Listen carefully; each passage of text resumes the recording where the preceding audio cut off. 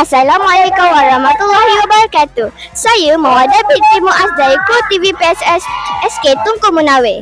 Dan saya Nur Farisha Nabilah binti Muhammad Fazil. Kita boleh lihat mereka sedang beratur di garisan penamat. Mari kita tengok situasi sekarang. Jom.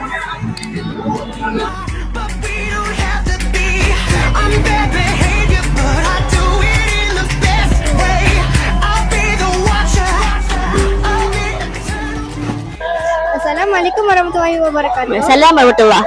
Nama saya Nur Farisha Nabilah dari Kru TV PSS SK Tunku Munawir. Siapa nama awak? Nama saya Nur Aisyah Humairah binti Muhammad Fahmi. Boleh panggil Aisyah. Apa persiapan awak sehingga mendapat tempat johan?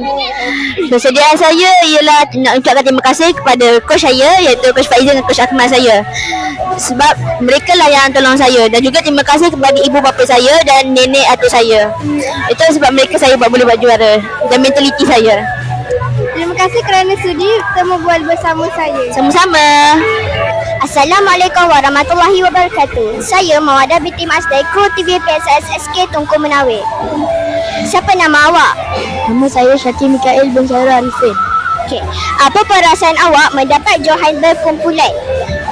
Saya berasa bergembira kerana telah mendapat tempat pertama sekolah Muhammad Abu Sak Jasa. Terima kasih diucapkan guru-guru dan kawan-kawan, para pentadbir dan pengisi majlis. Sekian, terima kasih.